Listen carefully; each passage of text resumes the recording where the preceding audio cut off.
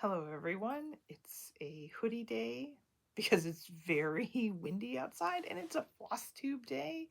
I'm excited to be back filming a floss tube. This would be the second attempt because I did one before and then I realized that I didn't show up half of the whips from my last attempt. So I had to wait and, life got in the way.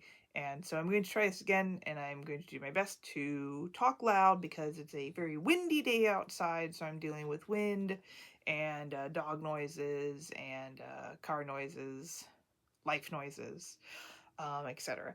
Speaking of hoodie, I am repping Cross Stitch and Cambria's Cross Stitch is metal hoodie today. It is very comfy. This is the comfy hoodie that they have. So it has the front pocket, and I got it in a big extra size. And it's very comfy and cozy. Big hood for hiding your very bad hair day on a windy day such as this. So that is available he has a YouTube as well as an Instagram, which has the link to the merch shop there. His hoodies and bags and other stuff as well. So if you're interested in supporting a fellow cross stitch content creator, and enjoy that aesthetic, check it out. I've already worn this out and people have been like, oh, that's a sweet metal band. Oh, what's that logo? And I go, well, it's actually not a metal band, but I'm sure they would appreciate the compliment. So thank you to Cross Stitch and Cambria, and a second thank you out to him and others who shared my Stitchers Unite Against AI slot pattern from last time, which, oh, I have a lot of stuff on the desk today, which was here. They shared that on Instagram, as well as I was kind of very flattered to see this myself. Not a floss tuber, but the icon themselves, the Witchy Stitcher, shared this on their Instagram page. That was really fun and surprising to see. I was actually just kind of chilling at the gym. I was on the bike, just scrolling through Instagram. Sometimes I'll say, like, you have to, if you're gonna just doom scroll, you have to go do something, like go on the walking pad or the bike. So I was doing that and I got notices that stuff was getting shared. I'm like, oh, that's great. And I'm like, oh, and then I saw like that it's like the Witchy Stitcher shared this and followed you, and I went, what? No way. I thought just because she's had so many instances of people making fake accounts pretending to be her, that I thought it was a scam. Um, but then I was actually relieved to see, like, oh no, it's legit her account. So I really appreciate that she shared that and that people shared that as well. Again, we're very much in the no room for generative AI in the creative community. Work and be patient and focus on the craft. There's just no easy fix here in the fiber community. That we're willing to accept, to say, like, yeah, this is okay. I'll talk about that later, but thanks for everyone for sharing that. Also, another mention for someone who shared out my channel, the Coffee Stitcher, another floss tuber. So excited to see that I got a mention over on his channel. So I give definitely a follow back. He did a really great Instagram story about AI. He did that. Check that out. And also just a really fun channel to see what he does as well. He's doing some fun stitch alongs, really cool stuff. He does a lot of felt. He does so much stuff. Sometimes I feel when I'm getting ready for a floss tube that I have very little in quantity of pieces that I'm showing.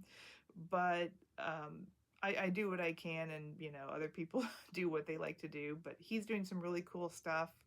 Lots of fun stitch alongs if you like literary things. There's a Wizard of Oz one he's doing, and a Dracula, as well as great stuff for seasonal work as well. So the Coffee Stitcher over on Flosstube, thanks so much for mentioning me in your video and sharing. So those are my mentions for the start, and going to talk about some whips. Obviously, I'm going to follow up on my WIPGOs.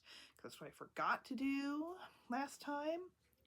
And then I'm going to do some finishes.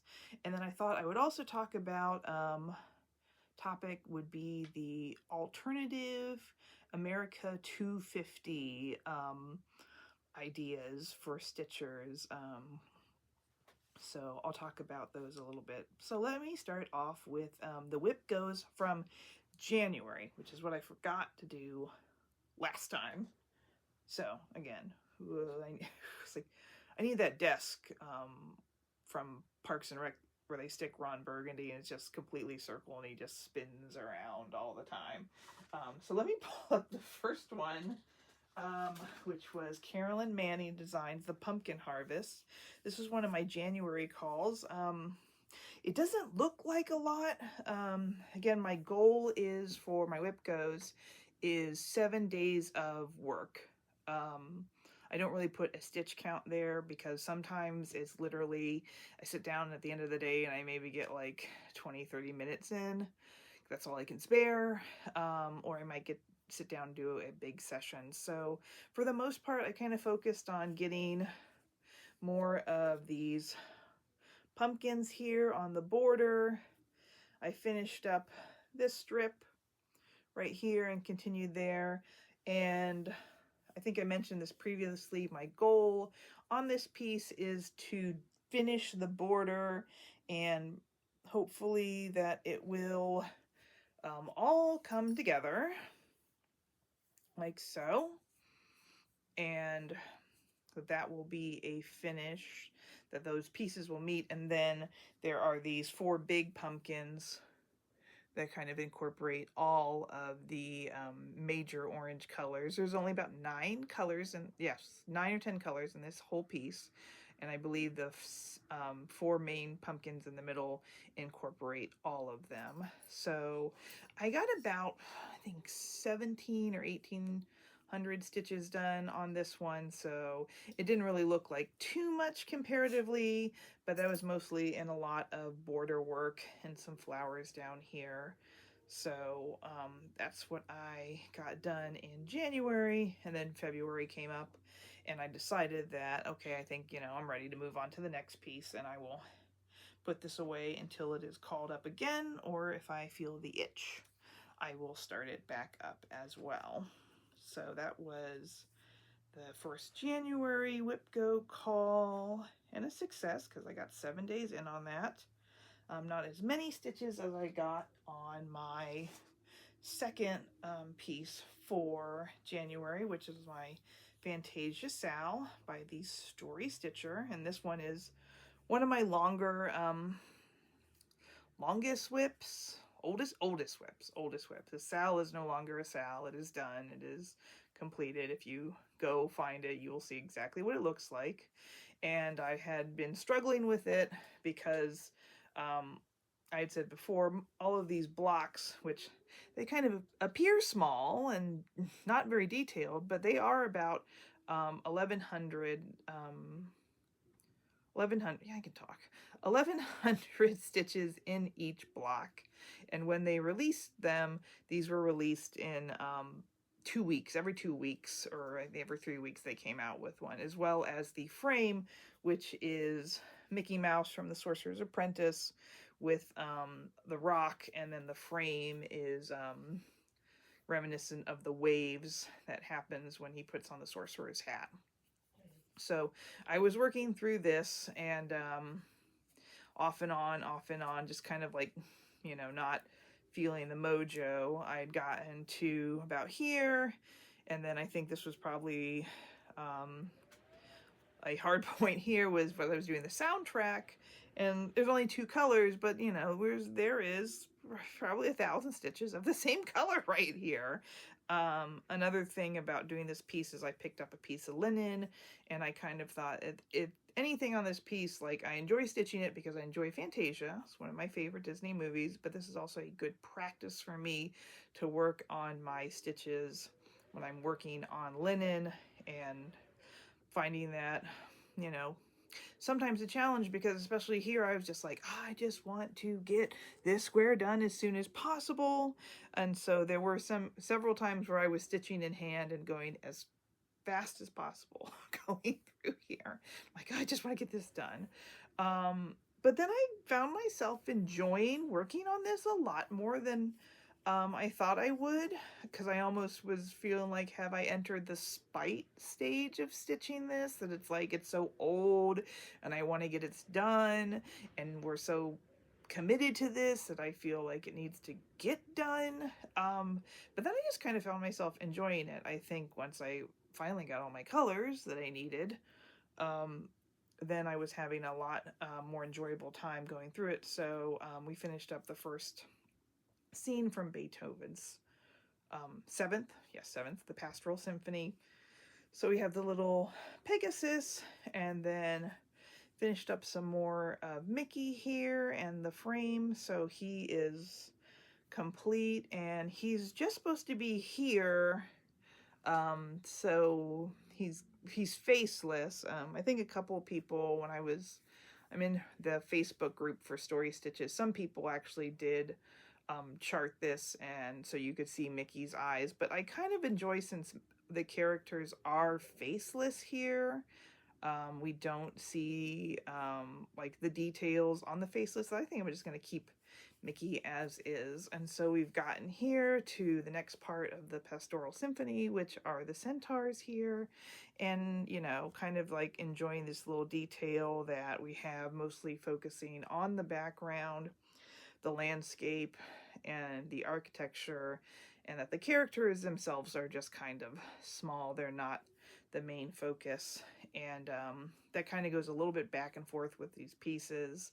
As you can see, some of the characters are the main focus, and then some of them are smaller, and we're kind of focusing on that. And it's, I don't know if that was intentional by the designer, but I'm going to say like it's a good homage to the Disney artists when they were working on that piece, because that was something completely, especially in Western animation at that time, not done to say like, let's have a focus here of the, artistry in background animation besides just, cutesy little characters and stuff like that.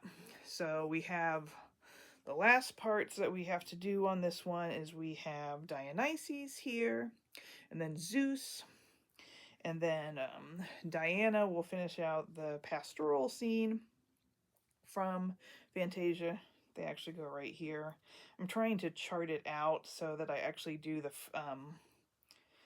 the scenes here, and then I do the frame around it.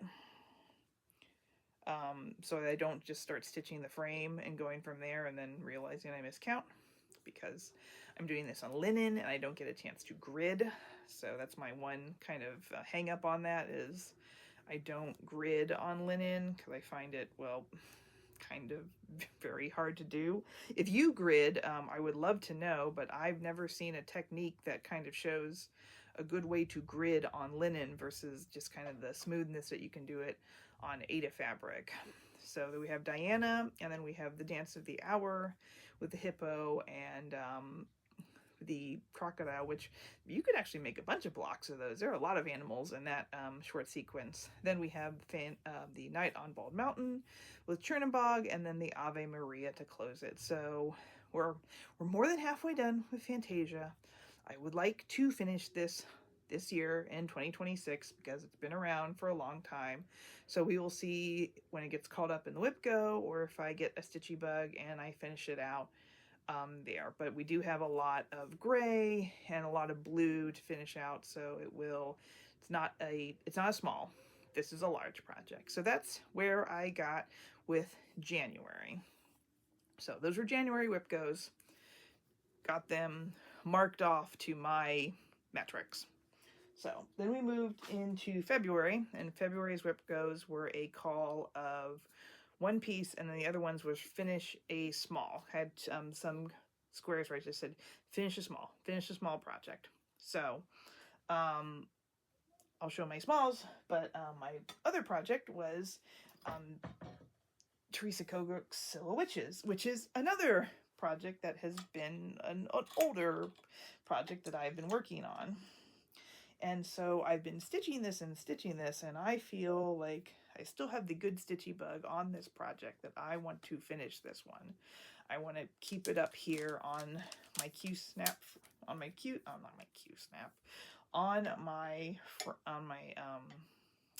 oh my gosh, what is this called? I'm having a brain fart. My frame. Lowry frame. Oh my goodness. This is a Nerd Cube. This is not a Q-snap. This is a Lowry frame. I do have my life mostly together. I promise. I promise. I just forget words a lot. So this is so far what I have on Silhouettes. And the other issue that I was having is I have this charted in my iPad digitally, and I said I want to get to at least 50%. And I've been working on this and working on this and working on this. So when I picked this up, I had done, let's see, I'll do this sideways here. Mostly over here, this kind of bits over here were done. So I started doing the cats, the ghost, this cat over here, and then I went up and started doing this witch, and then I'm just staring at this thing, and I'm looking at the info chart saying how, and it's like creeping up like 42%, 42.5%, and I'm just staring. I'm like, how? So I think whatever, when I uploaded this, that I didn't put the settings in correctly, and it's counting empty stitches or something like that, because it still says I'm not at 50% when I'm looking at this, and I only kind of have this quadrant over here to finish. So I have, like, there's going to be a witch here, a couple of our motifs right here, and then another witch, and that's it. So I am definitely more than 50% done with this. So I think I've reached that goal. So I want to keep going. And then, of course, so I think that count is off. The other count that is off with this is I worked on the bottom, and I said, well, there's a lot of cats here, and I love cats, but I was kind of tired of stitching cats. Like, there's going to be a cat up here, and I said, I've stitched, I think, 5 cats in a row. So I went up and said, I'm going to stitch these witch, because I think the witches on here, they are, you know, probably one of the most time-consuming motifs here on this project. And because it is a fancy dyed thread, I have to do the English stitch, not the Danish stitch. So I have to do a full cross stitch, back and forth, back and forth, back and forth. So I don't get the luxury of doing that half stitch and counting. Otherwise, the blended's going to be weird. So kind of doing one of these is time consuming. So I'm going through, and the count on this witch is right, but I keep going through and I go, well, what's supposed to be here? It looks like a lot of space in between this witch and this Dracula and this owl. And I'm like, and I kept going and going, and then I realized that this creepy should be closer over here, and that this witch should be much closer over here, because there's only a very small motif in between these two, and there's a lot of space. And if I keep stitching over here, we're going to be out. So I almost finished this witch, and went, we gotta frog her. Frog this witch. So at that point I went, and I switched my hoop, and I went back down. I said, okay, fine, I'll go back to stitching those cats. That's what I get. I guess that was my punishment for going, I don't want to keep stitching cats. I want to do something else on this. So at this point, again, I am enjoying this. I'm going to keep this up on the hoop, right here by my frame. It's right there by my computer. So if I have a moment to kind of like sit down and chill and get a few stitches in it, I think I'm going to do that, considering how close I am to it, so I can finish this one up. So I think I'm going to keep it out for as long as I can. I don't think I will put this away, even though this is the February WIPGO, and we are well into March as I'm recording this. I want to keep this one up to see how long I can go and continue to stitch on this one. So that was January, and February for WIPGOs. I'll talk about my finishes for March, but I wanted to take a pause and talk about my ideas for American alternative 250 stitching. So I had discussed this with some friends in the stitching community of real life friends, and then also just kind of maybe seeing what other people who I follow on Instagram are feeling.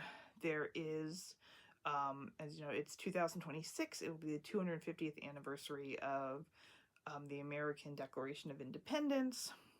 So it's not technically, I'm going to be a very history nerd here, it's not technically the complete founding of our nation, but it's the 250th anniversary of the Declaration of Independence, so it's going to be the kind of celebration big deal. And my idea is on this talk is definitely not to put down or shame anyone who is excited for this event, is looking forward to doing a patriotic stitch about this, because, saying what you are excited about and wanting to stitch and what you love to stitch is not appropriate to say like that is wrong.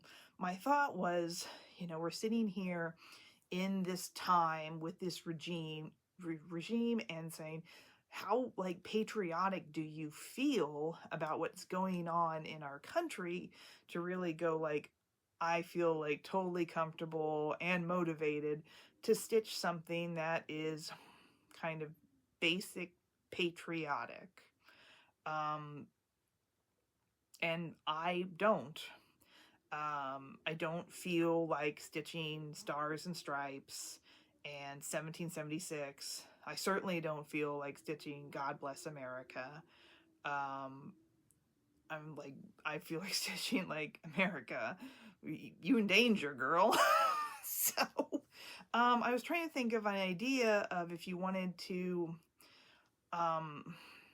maybe stitch something or, reflect on maybe this movement in a different way, of alternative ways to join that without having to go into the mainstream of what's being kind of sold for the American 250.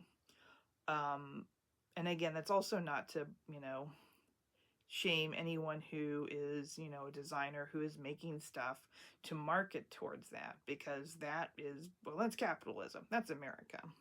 But on the same note, the other thing that kind of made me upset about this American 250, going back to the AI problem I have, is that we have a big commercialism problem here, and that is affecting the cross-stitch world with these American 250 patterns. I was looking for a pattern on Etsy. I was trying to find something Civil War related with General Sherman, and I didn't find anything, but I definitely got, the algorithm definitely led me to promoted AI slop patterns that were just like flag, eagle, Liberty Bell, America 250, 1776 to 2026, blah, blah, blah, blah. And you just look at it, it's like, that's an AI generated pattern. That's slop. Like you click on the thing and look closer, like, ooh, look closer. Like, that doesn't make sense. Like, the picture is AI generated. The pattern is not going to be good. It's an AI generated picture that is thrown probably not into any sort of decent pattern maker, and then it's going to be sold. And like, you're looking at this and they've already gotten like several sales, and I'm like, oh my gosh, I feel bad for the people who have bought this, because they see something that is attractive to them and their aesthetic, and they want to stitch it because they want to celebrate their love for their country, or to practice this for their art, to have something, maybe just memorialize, just like they said, like, I was here for the 250th anniversary, just like people were have memorial tokens and souvenirs and stuff like that from 1976. I wasn't alive during then. So like there's this slop there, and there's this extended commercialism. So this isn't to knock people who, like, designers who are making stuff for marketplace and other things like that, to go like, oh, like this is something that I'm bringing out especially for America's 250th anniversary. This is just to be like, again, the slop and the commercialism and, is there to trick consumers, and that just leaves a extra bad taste in my mouth. So I made a story on Instagram of ideas you could do for an alternative American 250 if you did not want to do the traditional red, white, and blue patterns, but you wanted to maybe still celebrate or commemorate this year. So cool ideas. Juneteenth, civil rights. I believe Heartstring Samplers has a Juneteenth sample piece as well. Pieces regarding women's suffrage. Plum Street Sampler has one of those. Another cool thing would be historical landmarks from our country, historical speeches, and the national parks. Doesn't have to be related to history in this country, but the actual stunning landscape and natural beauty of our country is something completely worth celebrating. So those are some good ideas if you wanted to maybe celebrate America, but not do the traditional red, white, and blue. I did think put possibly indigenous patterns and stitching designs, with kind of the caution of you should probably vet your patterns to see, are they designed by someone who is indigenous, or have they been designed, are they based on designs of indigenous people that have been given permission? That is kind of a hard area to vet. If you just Google Native American or indigenous cross-stitch designs, your first results are probably going to be those dimension kits with, pretty pictures of, Native folks as depictive not by Native people. And for me, that doesn't really fit the category. So that is something that you might want to do if you can find probably a good resource for that. Another option could be, and I kind of thought about this would be something really easy if you have access to a free pattern maker and, the flag gifts, flag stickers from your phones, or you can get them from like copygift.com, is you can get the flags from the countries that you immigrate from, and just kind of do a little simple pattern, and then you can have that to be like, I'm celebrating my, heritage here as an American, but also as an immigrant from these countries here, wherever I come from. And maybe you have one or two, or maybe you have like, 10. I mean, honestly, we come from all places here. We are a nation of immigrants. And then, of course, lastly, if you've been online, there's plenty of people who have protest stitching, and there is nothing more American here than celebrating your First Amendment right to speech and to protest. So if you're looking for something to say,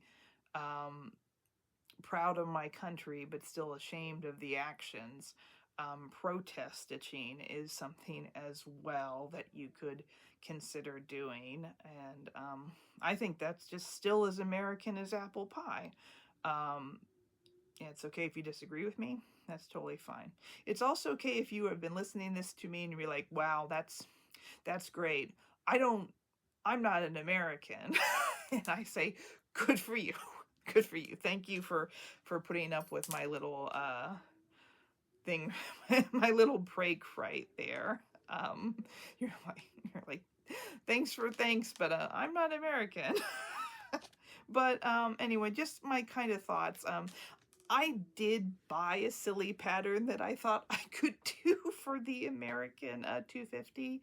I bought it, it's called America's Booty, and it's from TripleCrit Stitch. I believe it's triple, like, critical stitch, like for a Dungeons and Dragons theme. I was kind of like, what does that mean? And then I went, I looked the rest of their stuff. So they are on Etsy, and I'm gonna hopefully get a picture here. And it is Captain America's glorious backside. So that is what I think I will just sew just for funsies for my alternative American 250 stitch. So that is my little small tangent about if you want to, celebrate the upcoming 250 with something out of the box. So those were my works in progresses. Kind of a little bit of some of them, not all of them. And then I'm going to do a couple of my finishes. My finish a small. So my idea was just to grab small pieces that I have, and if that comes up on my WIPGO board, I will finish them off. So my first one that I bought and forgot I had, you know how it goes, is Monster Plant by Mill Hill Kit. And so I stitched this one up. This just came out last fall, so this is a fairly new design, and it's done with all of their beads. This is a gift for my kiddo because they are a fan of Little Shop of Horrors and also like kooky Halloween stuff. And I mean, like, look at me, and look at this, like, how, no surprise how that would have happened. But I finished that one up because I think I had this almost just about halfway done, and this came together really quick. I did not break a bead or break a beading needle on this one, which is a win for me because usually I do break a beading needle or bust a bead or something on these Mill Hill kits. It's something that I will do whenever I do this. So I made that. I decided just to finish it with the magnet that it came from. There's a look of its juicy, messy back. And so that was one of my small. So I finished one small, so I did that, but I kept going and going. I have some other ones that I'm still working on. So they've been relegated to either, my work box or, I don't have a car project. I usually would have a car project to take if I were ever stuck someplace doing, waiting for, kiddo from soccer practice or something, but I don't really have that anymore. We're not kind of in that space. So, but I used to have a car project. I have a work project. But then I have other things that I've picked up as well. So, all right. So, I put a content warning on the beginning, but now I'm going to put another one. Here comes an F-bomb. So this is from the Urban Stitcher, and these are the lyrics for the fundamental punk anthem of Killing in the Name of by Rage Against the Machine. And this came out as a free stitch that was available on their Facebook group. So I saw that and I immediately said, I must do this.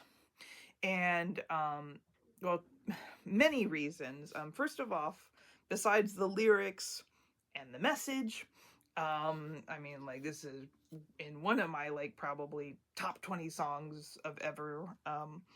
I kind of wanted, this reminded me of high school and college, where I would decorate a notebook with my favorite lyrics, and I would write the lyrics over and over and over and over and over again on the front cover of the notebook, but then I would write math or something, or I would do a picture and then write the lyrics. So it kind of reminded me of something that I used to do in the past. So I was really drawn to that. But second, was a really good chance to work on my black work technique, because this is all black work. or backstitch. If you want to just basically say what is black, you know, this is backstitch. This is all backstitch. This is all full backstitch and some slight quarters. This is nothing too advanced. So, and this is all done on a 14 count Aida. I did this with I believe it was Weeks Dye Works cucumber, so it's a slightly variegated green. But like I said, there's no need for a linen or other things to do to get this effect. And as you can see, all the words kind of, I mean, again, I kind of just grabbed some fabric that I had and some green because I wanted to do it in a green and a brown to give it like almost like it's a antique kind of, like it's almost like it's a punk song but it's an antique kind of piece, instead of just going for a kind of traditional like black on black fabric with red or black with white or whatever kind of thing. But it has, you know, now they do what they told you, now they do what they told you, now they do what they told you, over and over and over and over and over again. So working on that over and over again was the ability for me to keep practicing those straight stitches. And then of course at the end, fuck you, I won't do what you tell me. So this one was a really fun one, and then I finished it, another messy back time. Woo! This is one of those pieces where you grab the hoop and just stick it here in the back, and then I kind of just decided to stain it with a little bit of watercolor. Again, I was trying to go with like, almost like this is a punk heirloom piece. I don't know. It's probably a little bit too spicy to hang up at work. So I'll hang it up here in the office somewhere. But this is from the Urban Stitcher, and you can get it for free on their Facebook group. So those were my two finishes for February. And now we're into March. So I'm going to do my March calls were another one of those calls where it wasn't like, you know, work on this piece for 7 days.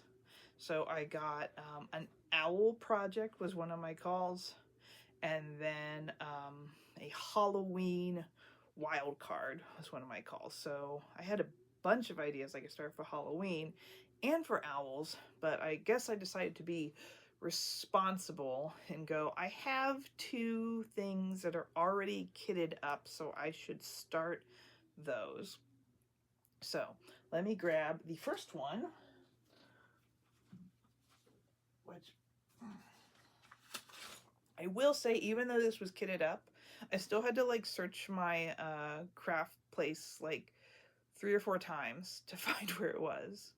Because I'm like, I kitted this up. This is in a bag from the shop with the floss. Where is it? Where is this? I know it's here. I know I lose my mind, you know, at least 3 or 4 times a day, but I know I have kitted this up. So this is October 13th by the Cottage Garden Sampling. Vinny P.S. Tan is the designer. And so it's a bird. It's the crow. Next October 13th, or a raven. I don't think they actually say if we're going to say it's a raven. It's a raven or a crow. I'm going to say it's a raven because Raven by the Gentle Art threads is one of the fancy threads for this. So let's just say it's a raven. It's a raven. It's Ed Ground Poets, October 13th.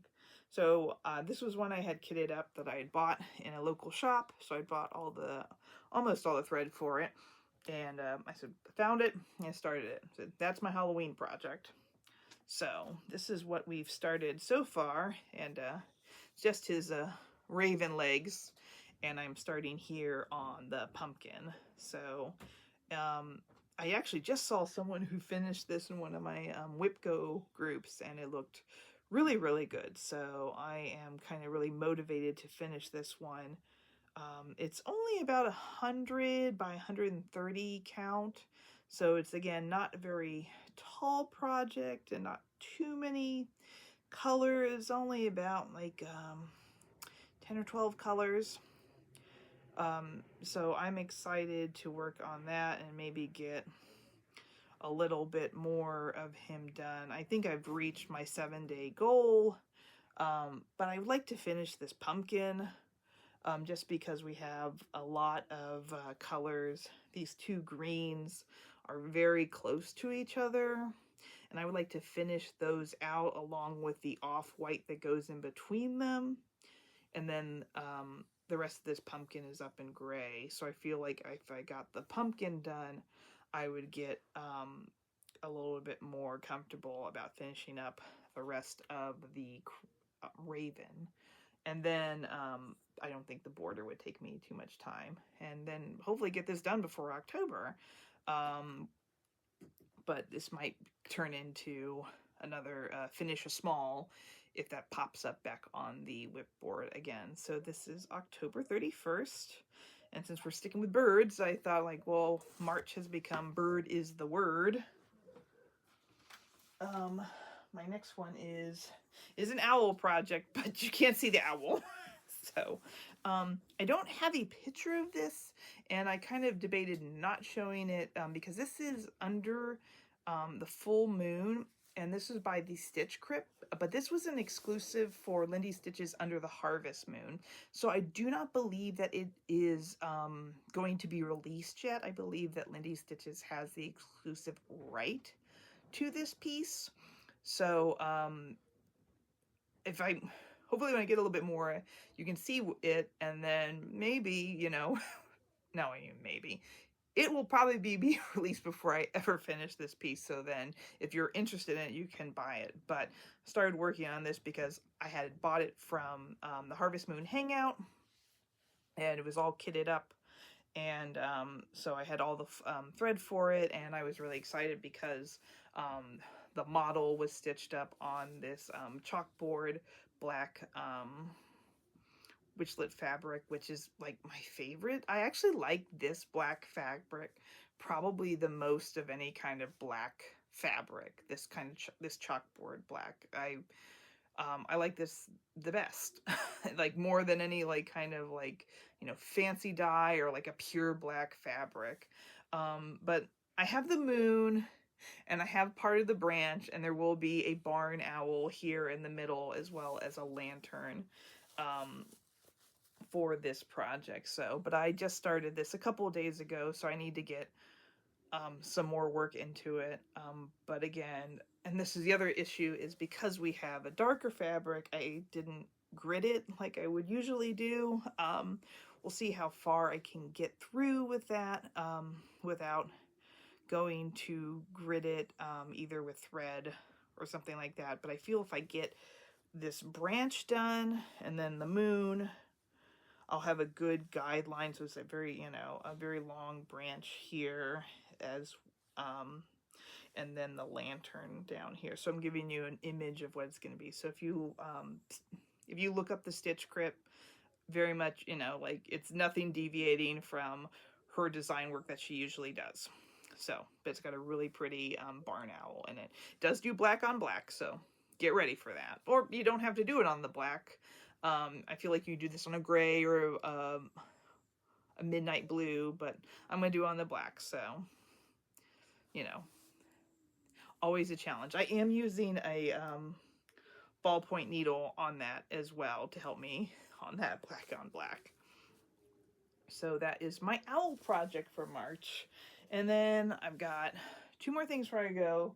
They are not anything that's on the WIPGO, but let's see. I've already lost them. Oh, no, there it is. So I've got 2 things. I'm working on this one. This one's my own design. And, oh, there goes some of that wind smacking against my house. We thankfully did not lose any shingles. But my air conditioning cover blew off and during this wind, and I don't know where it's at. Oz, probably. But so this is for a work friend of mine. I work at a law firm, and a couple of us are huge Simpsons fans, but one friend is a huge Simpsons fan. So I wanted to do a Lionel Hutz piece. So, but I was kind of looking around Etsy and I didn't see anything that I really liked. So I thought I'll just chart my own. And I thought it was his business card, but it's not his business card. It's actually his newspaper ad. Remember those? But you would, because this is like, Phil Hartman played Lionel Hutz. So he was an early Simpsons character, early season Simpsons character. So we're talking early 90s. So it's the Lionel Hutz, newspaper ad that Homer tears out, and he brings it to Lionel Hutz, and it says, but your ad says that you work on no money down, because it says Lionel Hutz works on contingency, no money down. And that's when he takes the red marker out and he goes, he puts, the question mark and stuff like that. So I haven't gotten there, but so that's what it's going to say with the little scales of justice. And then I think I charted it so that over in the corner here, I'm going to I charted it so it's kind of ripped, like it's been ripped from the newspaper, but I think I might actually just cut it out like it was ripped and then mount it on some board. Again, this is going to be a gift for someone, but the caveat is he gets to be the guinea pig in the design. Like the gift is he got to be the guinea pig in the design, so he gets to kind of see all the issues that I have with it, including the fact that I immediately started doing this on 2/2 because I was afraid when I was charting this that it wouldn't be legible. And then that's my thing when I'm trying to make these designs. I want them to be legible, but then I start charting them and they just seem so large, and I'm like, well, who in the world would want to stitch this thing that's going to be like over 200 200 stitches like long, because it has to be legible. So I was going through this, and then just with some just wild hair up my butt idea, I'm like, why don't you just start doing it 1/1? And I think this is a 40 count piece of yeah, even weave. I don't even know. I just grabbed this from my stash because again, I was just kind of guinea pigging this to see like how far I'd go and look through it. And so I kept going and I'm like, this doesn't look too bad. And so it will obviously be a lot smaller and look like a newspaper ad because it'll look like something. I mean, this would be like the size of a full piece of paper. So hopefully when I get down to here and then when I get to the justice scales, it'll be a little bit better, but we'll see how this goes. But it's going to be a present. I have no clue if anyone would want to ever, make it themselves. I know that, Simpsons IP is, you're iffy if you're doing that. But for the most part, this is intended to be a design that I'm making is going to be a present because I just didn't find any kind of piece that I would want to make for my coworker that kind of fit like a gift that I thought would work for him. Because if I want to give it to him to hang up as something in his office as a law firm or as a Simpsons fan, I didn't want to give him some design that I kind of thought was mediocre. So I mean, I don't know. This is looking like pretty plain to me, but we're working on that. So that is what I'm working on, kind of just like my very quick little side piece, and hopefully I get a little bit more with it. And I like to finish this up and give it to him sooner rather than later. So this is my own design of the Lionel Hutz newspaper ad. Adding some more color to it with that red marker will make it make a little bit more sense. And then last but not least, a little bit of a craft failure. So I bought a couple of these Kirby designs from someone off of Etsy, and they did advertise them as they were DMC colors, but they could be used for diamond painting, perler bead, pony bead, etc. They were very, multi-use thing. So I wanted to do these for my kiddo because they are a huge Kirby fan. So Kirby fans so loud they can hear them in the next room. And I had a ton of perler, I used to have a ton of perler beads left over. I'm pretty much sure they were like a lot of pandemic bots. Like, oh my gosh, let's buy a bunch of perler beads and make perler bead stuff. And stuff left over from, my days of doing perler bead craft. So I charted this whole thing. It took me a while. And then I had this problem because the puppy really liked to eat perler beads. So I would come downstairs and I would see that bits and pieces were off of the perler beads. I'm like, oh my gosh, she jumped up and ate the perler beads off the thing, and I don't know where they go back. So I had to get the pattern and find where they were at. So I finally finished this, and I don't know what I did because I've done perler bead art for like this, and I've done big pieces like this as well. But I don't know what happened. My iron went like, weird. My paper was odd. Maybe it's because I've had these beads for so long and they've kind of just been chilling in my basement, which is, it's not climate control, but it's certainly not like, musty, like, crawl space, and they just wouldn't stick. And I had this panic, and I'm like putting the beads back down halfway, and they're hot, and I'm in tears. I'm trying to get it together. And I said, hang on, I have these half pieces that are kind of still stuck together, but I'm going to put them aside because I feel like I'm going to ruin this piece. I'm going to come back tomorrow, stick this back on, and try to reassemble this other half. And when you know it, before I could even get back to that piece, puppy ran downstairs and he ate the remaining pieces. And I said, you know what? I give up. Maybe I will just cross stitch this one instead, because I wanted to make something to paint for my kid to hang on the art. But I wanted to say, like, maybe not cross stitch. Maybe perler beads would be more of their vibe. So here's Kirby, and he's sleeping. And Kirby and I hope that you get some rest in these wild times.